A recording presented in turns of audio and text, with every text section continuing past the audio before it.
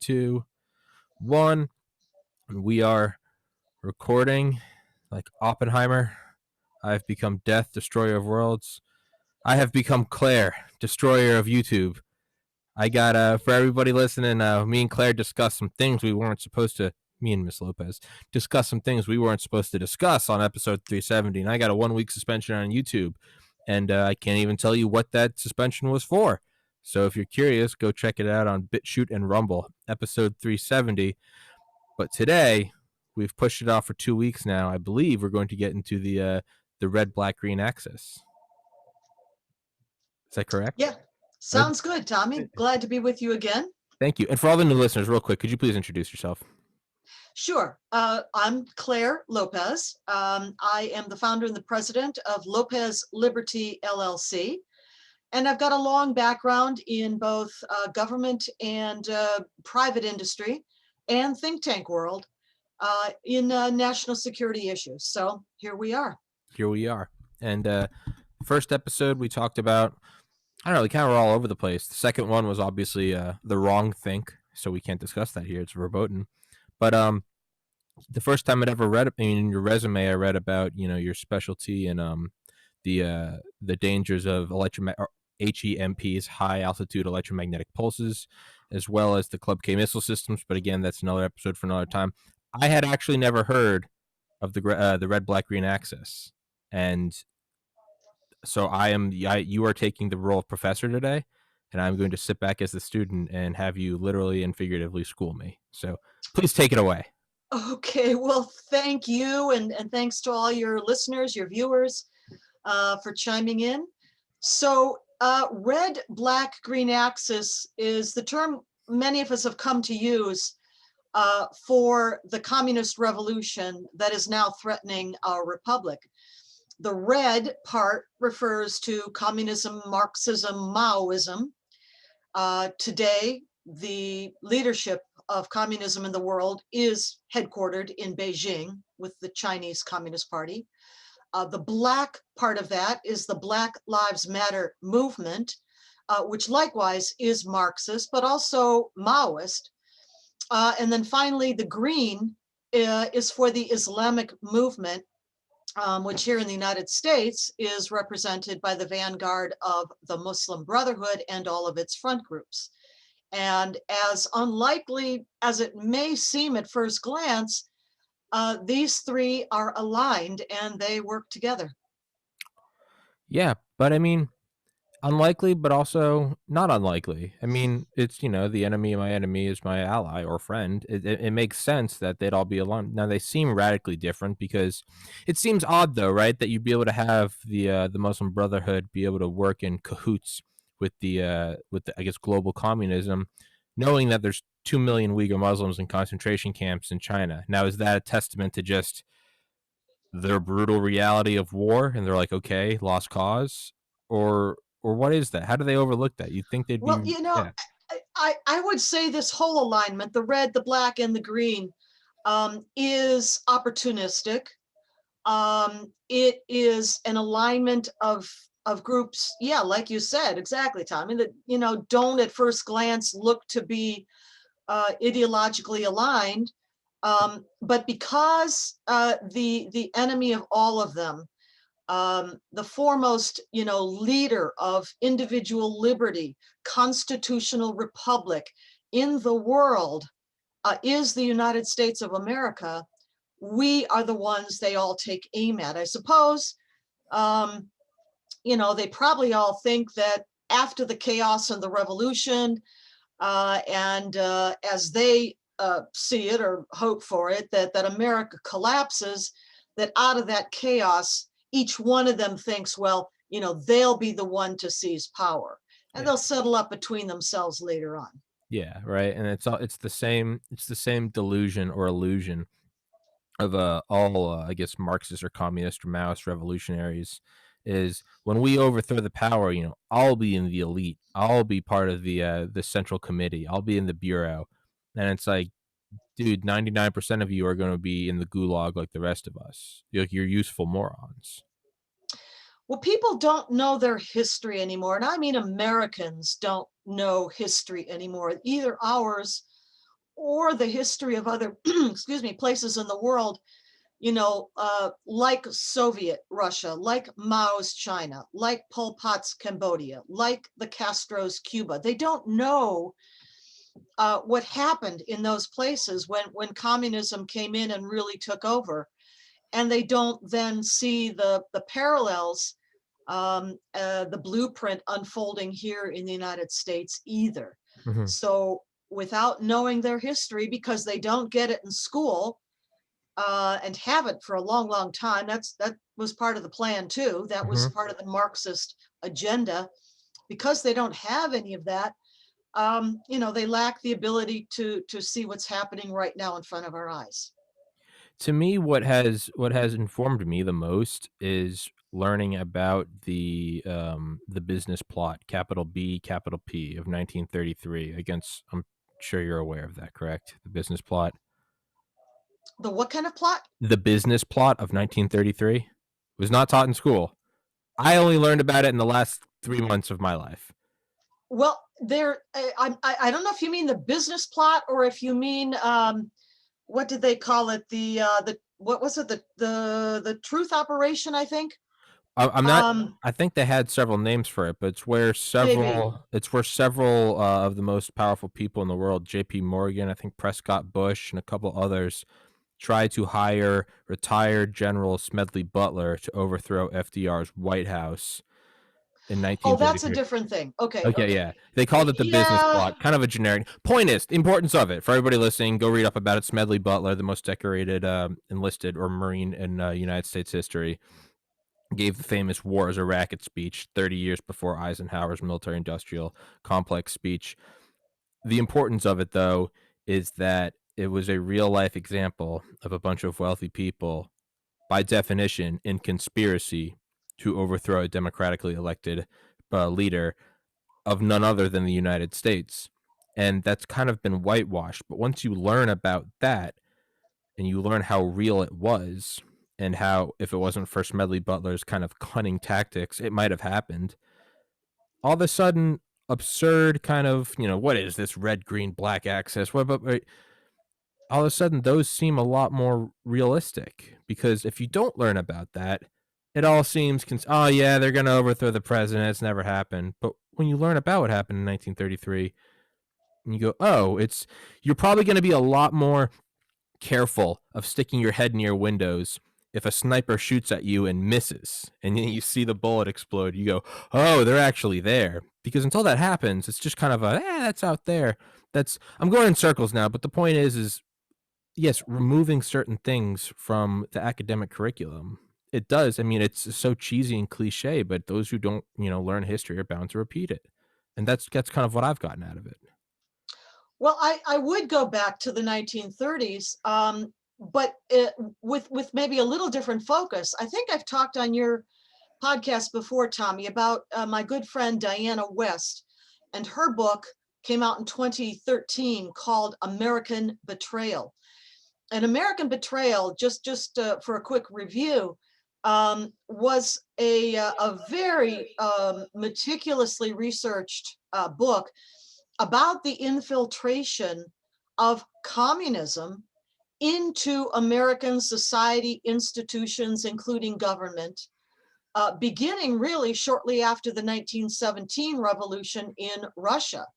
And by 1933 was well along. And Diana went to the Library of Congress. She looked up, reviewed old microfiche for those of you post microfiche.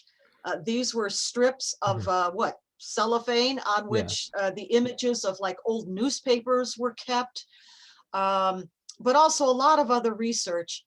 The Mitrokhin papers, which were the archives of the KGB that were brought out by the archivist when he defected, Mitrokhin. The Venona papers, which were eventually the declassified um, records of FBI telephone intercepts between Russian embassy in Washington, D.C. and Moscow. She researched all of this. And what she wrote then in the book was how deeply communism had infiltrated Yes, the government, and I mean all the way up to and including the Roosevelt administration, at the highest levels, Harry Dexter White at the Treasury Department, Alger Hiss at the State Department, exposed later on, of course, by Whittaker Chambers. You had Harry Hopkins, a literal KGB recruited asset, living in the residence of the White House with the Roosevelts. Jeez. Um, but also beyond government, the infiltration of other institutions, of course, like academia, getting us back to, well, why don't students and generations of students now pass through academia? Why don't they know these things? And it's because of that infiltration. The Frankfurt School, for example, Hmm. there was an actual vehicle within the Soviet regime called the Soviet Comintern, Communist International. It changed names later on, but Communist International, which was established for the purpose of exporting the communist revolution around the world. And the United States, then as now, was and is the primary key target in the entire world. Is there any definitive way to stop this? Because it kind of seems like, and perhaps this is just my own 30-year-old naivety, is is there any way to stop this, or is it by its very nature a free and open society? I mean, who's the founding father? It's, what's in it for a republic if you can keep it? Is there is there any way to stop this, or is this Well, just sure. I mean, of okay? course there is. Okay. Um, we do still have a constitution, however violated it may be right now. Hmm. But one of the geniuses of our founding fathers' um, structure for this republic was to make it a federal society, federalist society, meaning that each of the states that eventually joined the Union retained a lot of autonomy, retained a lot of independence as states. So there, and I've got a little copy of my constitution. I was talking about this on another show right this morning, and a couple of sections in here that I'll just read to you, really quickly. Please do. Um, One is Article 4, Section 4. The United States shall guarantee to every state in this union a republican form of government, and shall protect each of them against invasion, and on application of the legislature or of the executive, when the legislature cannot be convened, against domestic violence. Let me read you one other section, Yeah, and go this go comes for it. from Article 1, Section 10 of the Constitution. No state shall, without the consent of Congress, lay any duty of tonnage, keep troops, ships of war in time of peace, et cetera, um, or engage in war unless actually invaded or in such imminent danger as will not admit of delay. Okay, so there are very significant rights that are reserved to the states in our federalist system, that states even now are beginning to invoke. For Hmm. example, some states' attorneys general are invoking something called nullification, meaning that if executive orders, for example, come down from the White House upon the country, the states, um, in each state, the governor, the legislatures may assess, may look at those executive orders from a constitutional point of view, and if they are deemed unconstitutional, they have every right to reject them.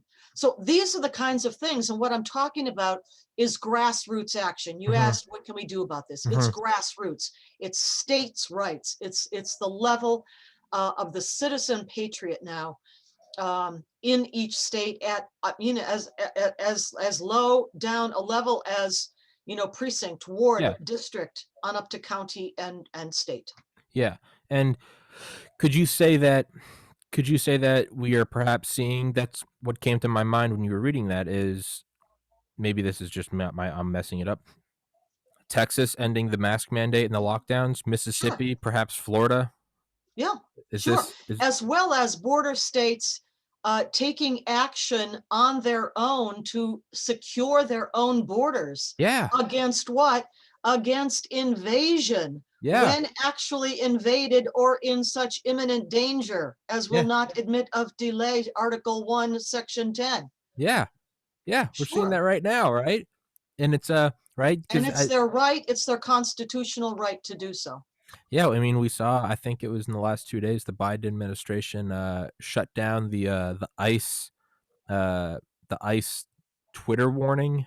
Not Twitter warning. The Well, no, it was a Twitter site for the that Twitter ICE department that that would warn. was publishing, numbers and names and data about refugees and immigrants, I guess lawful and unlawful, Hmm. um, who had been accused and or I guess convicted of crimes in this country. Yeah, and it's now Shut on. down now. That Yeah, information pipeline is gone. It's shut down. yeah. So when they post images of here's Bob Smith or Jose Gonzalez, is I'm not sure if that's politically incorrect. If now I'll get banned. But if they put up whoever, let's just say Tommy Kerrigan, if they put up, hey, on the run, armed, dangerous, sexual, violent, or whatever. That's not taken down. It's been deemed hate speech. Now you can request that account to follow them. They have to approve it, which means that now for every follower that wants to follow them, they have to manually approve it. So you can't Well, just get tens of thousands of people a day. They now have to. They've bottlenecked it. I might suggest an alternative to that Twitter site. Better anyway. And it's a good friend of mine named Ann Corcoran, Okay. Corcoran, Corcoran. And she has kept a blog site since 2007 called Refugee Resettlement. She's Okay. got a couple other blogs under her name that you can look up too on related topics.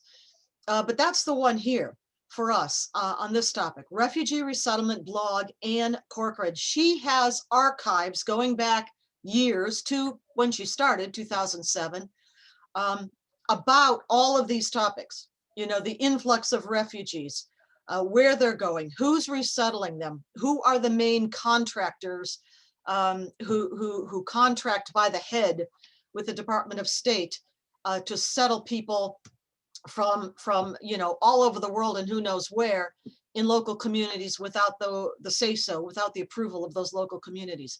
Anyway, Ann Corcoran, Refugee Resettlement blog. I will put that in the description and in the top comment. And I'm also going to ask you after this to get her for my podcast, as well as the author of the book you talked about earlier. But we'll get back to that. Okay. It seems like there is a. It seems like at the crux of all of this, at the sort of the choke point of all of this, is ending media censorship. It's a lot easier to just shut down the flow of information and then go about what you want to do. The analogy I always use on this podcast is there's a video game where you have to take down compounds. The first thing you always do is you shoot the telephone pole so they can't call reinforcements. Then you can take your time and kill all the bad guys. What you want to do is make it so that they can't hit the siren and all the other guys come. The first thing they're doing is they're destroying communication lines, right? We now can't contact each other, suspended Mhm. from YouTube, banning that ICE page on Twitter. It seems like the quickest way to fight back against this, and perhaps we could tie this into the states invoking their rights to protect themselves. I don't know if maybe I'm not a legal scholar. Maybe you could stretch this into invasion, but is to revoke Section 230, and I believe DeSantis is already laying the groundwork to do that in Florida, to where if you ban an elected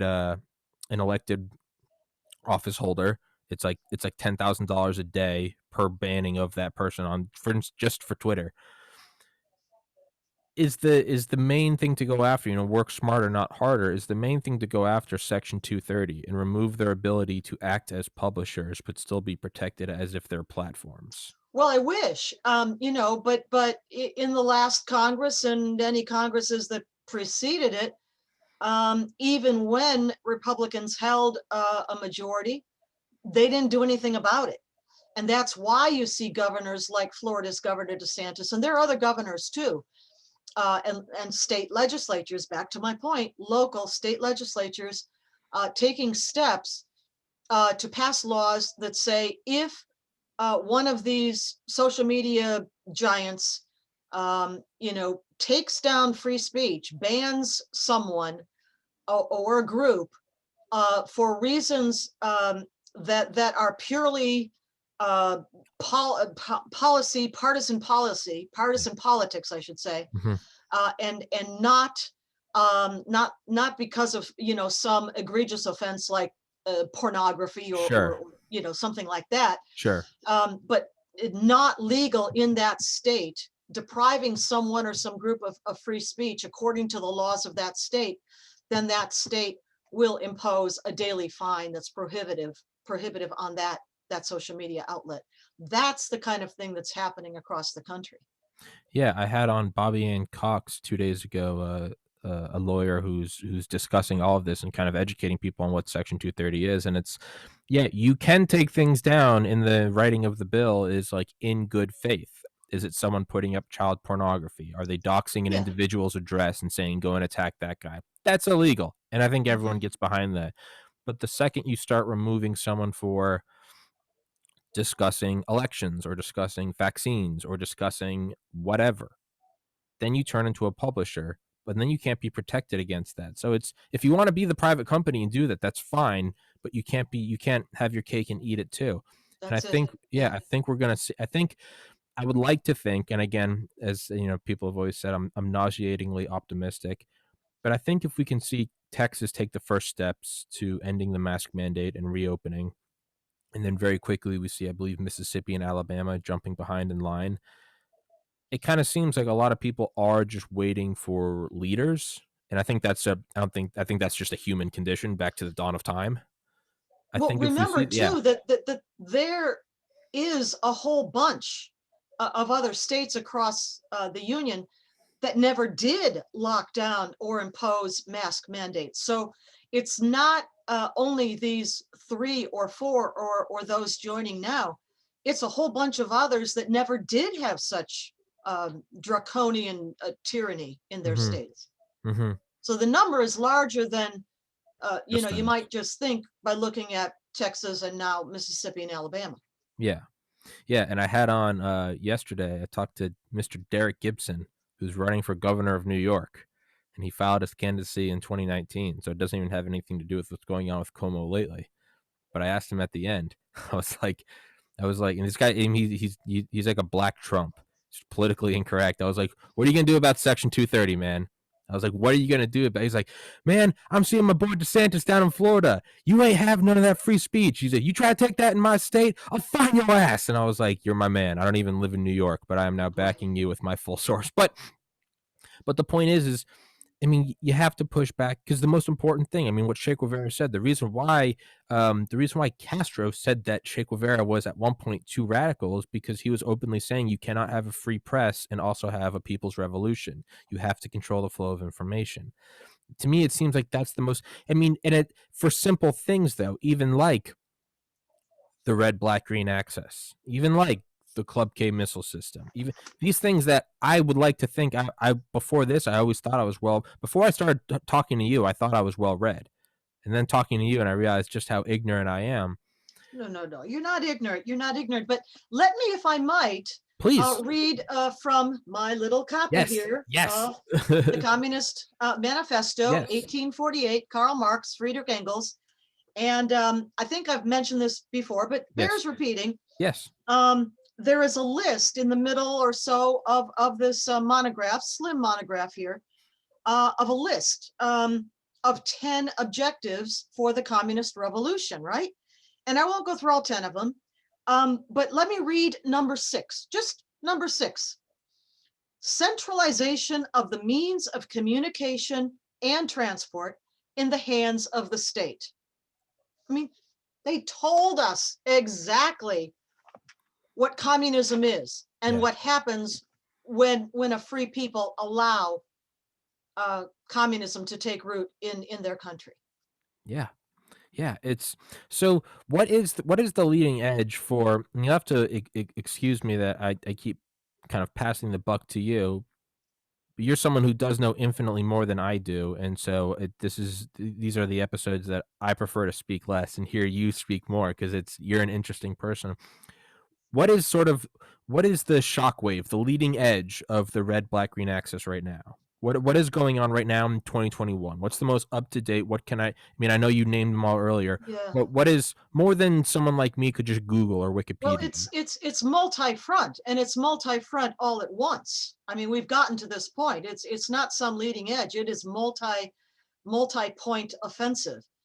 I'll go back to the elements of it. Okay, right? So Antifa, founded, and we've talked about this before, as a Marxist export out of then Soviet Russia, exported by the Soviet Comintern, came to the United States no later than the 1930s.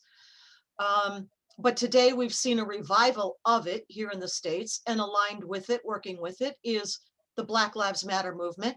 And we know that that was formed in the United States here between around 2013, 2014, by self-avowed Marxists, these Mhm. three African-American Marxist women, Alicia Garza, Opal Tometi, and Patrisse Cullors. But it's expanded, and Black Lives Matter movement is not a single organization, but a network of groups, of organizations, plural, some of which are explicitly on their own websites, like the Black Futures Lab, connected to the Chinese Communist Party by way of the Chinese Progressive Association. So that is one of the connections that shows us the direct connection with China, as I've mentioned, which is the leader of communism in the world today. But Antifa and BLM, we thought, or I think many people may have thought, at the end of last year, leading into the fall, the winter, the election period, that the rioting and the arson and the looting and all the vandalism and destruction had maybe tapered off a little bit.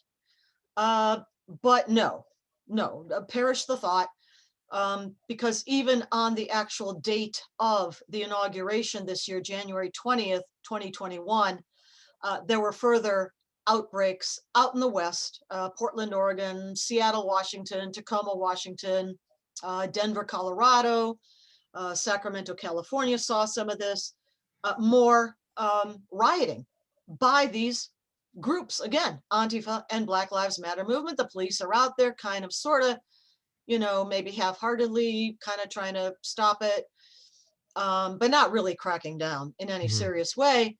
And we're thinking to ourselves, well, wait a minute, you got your team into the White House. Um, isn't that what you wanted? Aren't you satisfied now? Well, the answer is no. To your question, Tommy, leading edge of what's going on right now, the revolution, the street violence is the enforcement mechanism of the communist revolution. Mhm. And so, no, they're not done.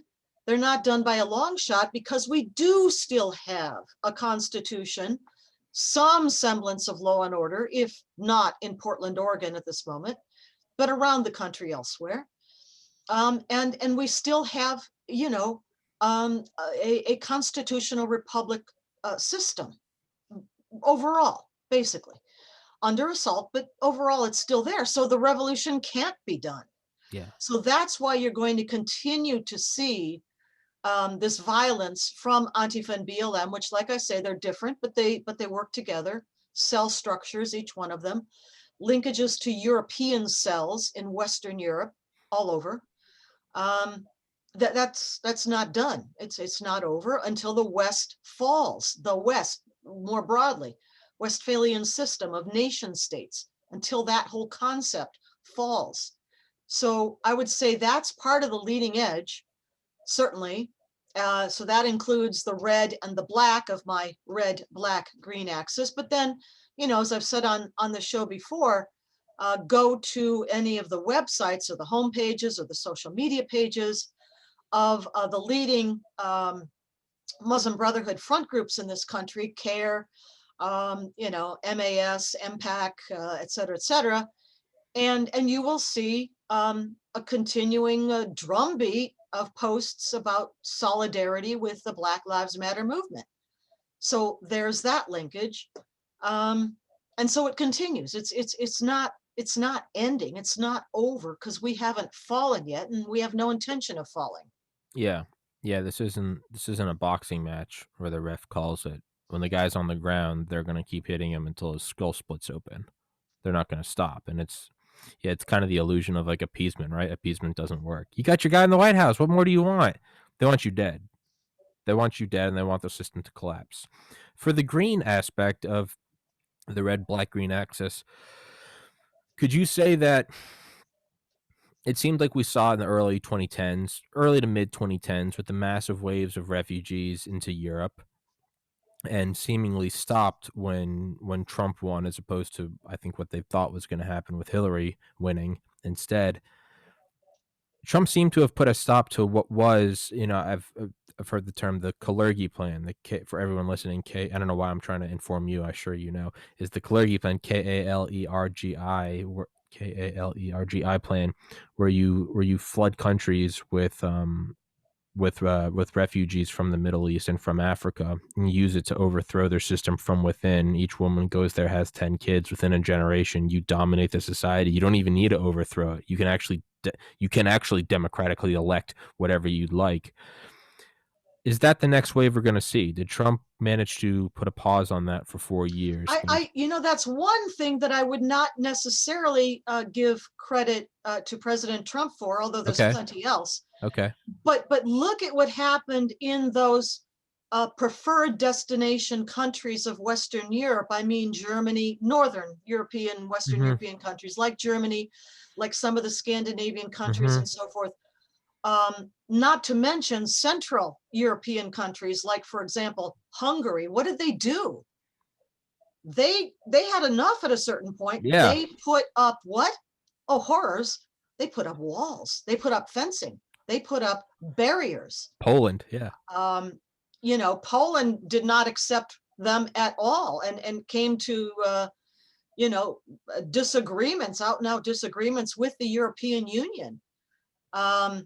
But they know what this is about, and I would say that countries that not that long ago, in at least the collective memory, the cultural memory, were under threat from the jihadist Turkish Ottoman Empire, Mm-hmm. dating from before the 1500, 1300s onwards, until they were freed, let's say by the 1800s, early 20th century, eventually with basically World War I and the collapse of the Ottoman Empire. But all that time, that's a very strong collective memory for a lot of those countries. And they themselves put up these barriers and said, no more. We can't handle it. We cannot manage the flow. And furthermore, we don't want this flow because we have a cultural identity that is ours and we want Mm-hmm. to keep it. Mm-hmm. Now, do you think that let's go tie it back to the States. Do you think we might start seeing that in states? Do you think we might start seeing, let's just throw it out there, like Texas erecting their own? I mean, I know that there's an existing fence and all that, and I don't want to get into semantics. Could we see Texas start to, let's say, fortify their border? If they see it as the same way, you mean you could maybe make the argument between like Hungary and Poland, draw it as analogous to Texas, or you see something. I forget which Nordic country it is. It's Sweden or right? Is it Malmo? I think Malmo. That Malmo is a southern Swedish city, which is right across, literally a bridge from Copenhagen, Denmark. Yes. if it's, I think it's Malmo. Maybe I'm getting that wrong. It's one of these quaint cities that is now the rape and grenade attack capital of the world. Yeah, I'm afraid it's Sweden. If you can even imagine this, wrap your head around it, Sweden. Yeah. Point is again, quaint little Sweden. So could we see something like, let's say, another strong identity area in Texas? Don't mess with Texas. Could we see Well, Texas resist in the same way Poland and Hungary have? private, land that is privately owned along the border can obviously, put up whatever barriers that rancher, that landowner wants on that property. But in terms of the overall flow of immigration and refugee resettlement, those things unfortunately are federally controlled. And I alluded to it a little bit earlier when I was talking about Ann Corcoran and Refugee Mm-hmm. Resettlement blog. The federal government, by way of the State Department, negotiates directly with the UN Commissioner, High Commissioner on Refugees, each year for how many refugees we, the United States, will take in. And that is done directly State Department to UNHCR. And then when those refugees, which are vetted, whatever that means, by the UNHCR, come to the United States, it is the federal level that permits them entry. And then, as I said, contracts, there is a group of 7 major but many minor contractors.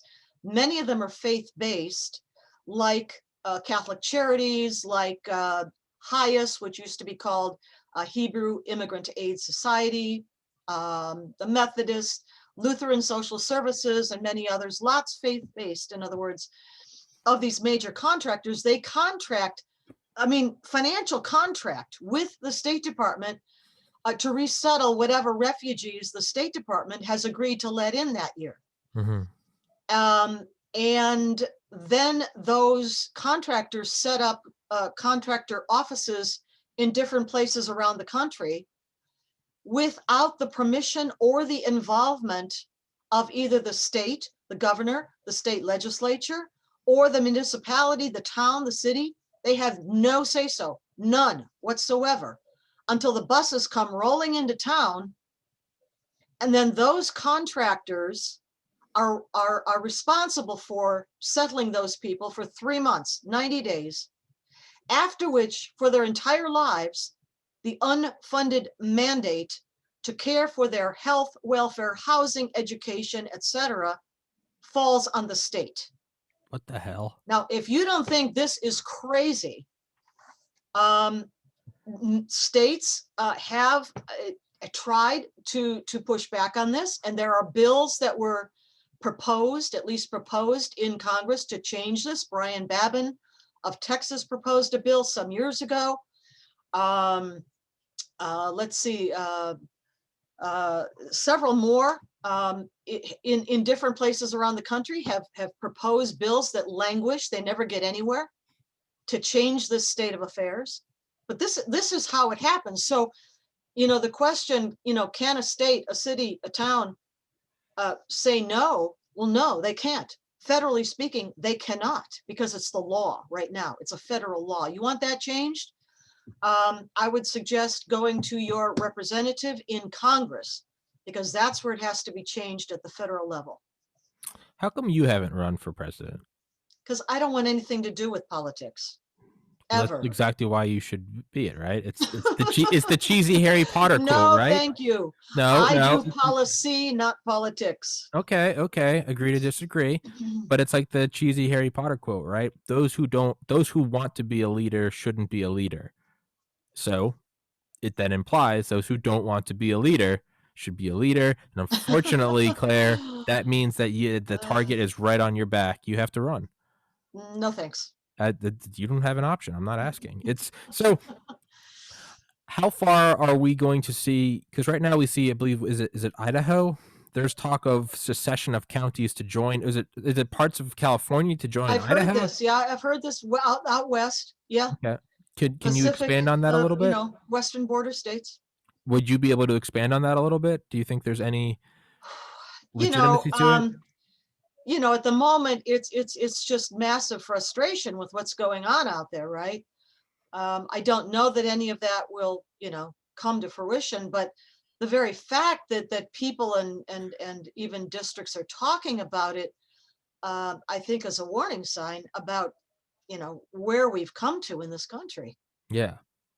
And what about Texas seceding? Are we going to eventually get to a point where, are we, full disclosure, so the tech overlords don't ban me, I'm not calling for violence or war or whatever the hell they're going to try to pin on me. Do you get to a point, though, where, hey, you're busing in all these people after 90 days, we have to take care of them for life, blah, blah, blah, and we don't want to do it, too bad, it's federal law. Do you get to a point where it's, okay, we're not doing it anymore? Is there secession? Is there We No, no, don't. no. I think quite clearly leadership um, on the conservative side of things, many different people. I've heard this, for example, at CPAC and at different interviews there, perhaps most recently this past weekend. Um, what they're talking about is reclaiming their own states, but from within, aligning with other like-minded states and populations, and geographically, where this falls is Canadian border on down to the Mexican border, kind of through the middle of the country, which is sort of the heartland of uh, conservative citizens and populations there, if you will. But those states, and maybe some southern states more to the east, but banding together as states in their legislatures, and with conservative minded governors, to enact the kinds of policies that we've been talking about here today, but in unity, in Hmm. concert, to Hmm. do those things, not to succeed, but we're rather within the union, to take back control at their own state legislature levels. That's what they're talking about. So are we gonna start seeing safe haven cities what is it? What were the sanction cities? Well, sanctuary cities, Sanctuary maybe you're cities. thinking Yes, of. yes, yes, yeah. I'm having a Yeah, brain fart. yeah. Are we gonna start And seeing at the sanctuary county states? level, a lot of sheriffs, who are, after all, the senior law enforcement official in each county, declaring that those sheriffs, will uphold the Second Amendment, and will not accede to encroachments on citizens in their county Mhm. against their Second Amendment rights, those kinds of things. That's what I mean by local level, Okay. legal, lawful action, but going back to the Constitution. Okay. Is what you brought up, yeah, in our first episode was, don't get caught up, to paraphrase you, don't get caught up in, who holds the presidency, who's this. It's go take care of your backyard. Mm-hmm. Go do. Mm-hmm. And it's, I mean, again, there's almost, it's, I mean, you hear it all the time, but it's like that Navy admiral who said at some college commencement speech I watched a couple of years ago. It's the first thing you should do every day. He's like, make your bed. Before you leave your room, make your bed. Because one, you start the day with having something accomplished. You look at your made bed. So if everything else goes to shit that day, you've at least made your bed. And at the end of the day, you can get into a made bed. I started doing that I've like been working on my daughter for years on that. Maybe the Admiral could have a word with her. Possibly. Well, let me say, I started making my bed about 2 years ago. I'm 30 and a half years old. Oh dear. It took me until 28 to start making my bed, but I started Hey, doing it. better late than never, right? I do it every day now. But it's no matter what, before I even leave my room, I have a made bed, and it's like I have done something. I've turned this mess of blankets into a neat square, and at the end of the day, I at least have that. If everything else fails that day, I have a made bed that I can crawl into that I knew I made. But I think you can extrapolate that to local politics. Well, it's a mindset, isn't it? It's Yes, a yes, mindset about being lawful and following law and order of our Constitution and the yes, laws derived from it. yes, That's the mindset that it leads to. yes, Good yes. habits like that. Yes, it's yeah, and it's again, and so, and then you can even pull it back into, so it's like, you start at, or it's like before you save the world, make sure you clean your room, right? You have to take care of yourself first. You have to enact change on the immediate level. So you can say with that, with the local level, right? Fix your county. I know for a fact the sheriff in this county has said he will not enforce any infringements on the Second Amendment through hell or high water. So you can see the importance of America is built not on who cast down the orders from on high, but rather the nuclear family, which you can then ironically pull back to what is the stated goal of BLM, is to dissolve the nuclear family. So gets a little hairy, but I think you're right. I think it's going to start at a local level. I just don't see people rolling over. I think we are certainly in a turbulent time. It's not a boring time, but I will continue to be nauseatingly optimistic because I do still think there are good things to come. That's the only way I can Good for continue. you. That's the only way I can We need continue. a dose of that every now and then. I figure negativity is so free flowing. I'll be the doe-eyed optimist. I'm like, it's not that bad, you know. It's like the Titanic's vertical and we're freezing in the water. I'm like, hey, stars look great tonight. Like, you know, try to be a little optimistic. But let's wrap this one up. Like I said, I'm going out of town. I'm going to text you because I'm dying to do the Club K missile system episode. I've been, Okay. I've been We can talk about that I another think time. I think if you were to go look at Google Analytics, there's probably been a spike in search terms for Club K missile system, either Well, they've from me. got a website. It's not that hard. You just go to their website. Well, what I mean is just in the general consciousness, because when I found out about it about 10 days ago, 2 weeks ago, I've looked it up every day, and I've also been saying it on my podcast every day. So I imagine there's a little spike of that going into the public consciousness. But I'd love to have you on to talk about that. Okay. Um, I'm going to email or you text you about the author of the book you brought up earlier, Diana, as Right. well as Okay. is it Anne Cochran? Anne Corcoran is Corcoran. the refugee resettlement blogger, Mm-hmm. and Diana West West. is the author of American Betrayal. American Betrayal. Okay. I would love to be in, if you could put me in touch with both of those people. We don't have to do that right now. And I know you're going on Don the Pleb show later in March. Correct? Yes, we've set a date, we've arranged the time, and another podcast coming up. I'm so excited for that. Don's a cool guy. Don is a lot smarter than I am. Don's not an optimist like me. Maybe you guys will have a more fruitful conversation than me. We can wallow in Yeah. And then when you guys need a break, crisis. when you need a break, I'll be the life jacket. I'll be like, come on, guys, the water's great. Come over here. And then we can go back and forth. But Okay. Sounds like a plan. it is. Everybody, please go follow Claire on Miss Lopez on Twitter. I will post your Twitter account as well as the links to those books and that blog. Thank you very much for coming on my show. It's always a pleasure. My pleasure too. I love learning from you. And I've said this before. I can tell when I'm around someone who's wildly more intelligent than I am because it's the same sensation of being around a bonfire and you kind of just want to absorb it. You're one of those people, and I say that sincerely. You're much more intelligent than I am. I just had a lot more time to absorb more stuff. Maybe so. Who cares? Pat yourself on the back. I enjoy taking it through osmosis through you, and I appreciate you coming on here. And I know that you are quickly becoming a favorite guest for my my audience. So thank you very much. Good to hear. Yes, ma'am. I'll put all the links in the description, sticking in the comment. As always, God bless America. Don't give up. Stay optimistic, but stay real as well. Thank you so much, Claire. You have a wonderful day. Thank you. Thank you. You too. All right. Thank you.